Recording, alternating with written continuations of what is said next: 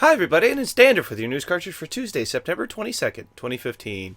For our first story today, we all probably know what happened to Silent Hills, but if you're unfamiliar, here's the very short version. Konami canceled Silent Hills because they were letting Kojima go. They took PT off the PlayStation Store for basically no reason, and also fuck Konami.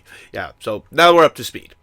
An homage to the game later showed up called Allison Road. A demo for the game has been released, but now they have turned to crowdfunding in order to fund the rest of their game. They're asking for $338,000 US and currently have 82,000 at the writing of this episode, but I refreshed the page and it actually went to 83,000 up. Pretty sure they're actually farther than that by now. Money seems to be coming in rather quickly for them.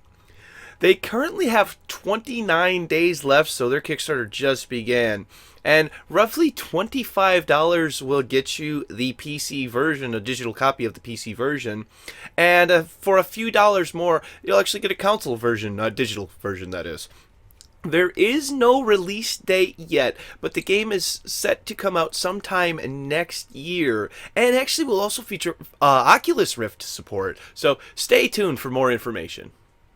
A developer known as Main6 had developed a game called My Little Pony Fighting is Magic, based on the series My Little Pony Friendship is Magic. Well, after receiving some attention from Hasbro, the owners to the rights of My Little Pony, they were told to stop doing what they were doing, probably for obvious reasons. It's a kid's show about friendship, and the game is about the characters beating the snot out of each other. Also, intellectual property mumbo jumbo. Lauren Faust, the creator of My Little Pony, knew about this game's development and also the legal trouble that they got to, and actually reached out to them and offered to create original characters for their game so it could continue to be on, so no copyright laws were broken. And thus, them's Fightin Herds was born. And you thought my jokes at the end were groaners. The game has just started its crowdfunding campaign, which has 30 days left, and has already filled about a quarter of its asking price, which is really not bad. This one's probably going to go through. It really does look like a lot of fun to me, because I am a fan of My Little Pony. I absolutely actually really do like the show, mostly because of the art style, which this game has the exact same art style, so I am totally down for it. Also, fighting games. I like a good fighting game every now and then. For $15, you get a digital copy of the game, a digital copy of a book containing all the lore for the game, a wallpaper set, as well as information about updates of the game. This is probably going to happen, so if you want to gamble some money on this one, there's a link to it in the description down below. I might actually join on this one. One more trailer for today. The first time I saw the name for this game, I thought it was another Mortal Kombat Sub-Zero game. Nope, way off. SubLevel Zero is a first-person roguelike in a 3D environment where you navigate around in some type of ship.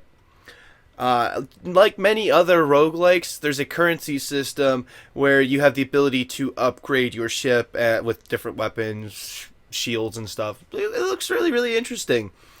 This one is set to come out on Steam on October 8th and console sometime later next year. This is a great day. For my final story today, some of the weirdest games that I know of all time come from one developer named Robert Yang, and he's at it again. Rinse and Repeat.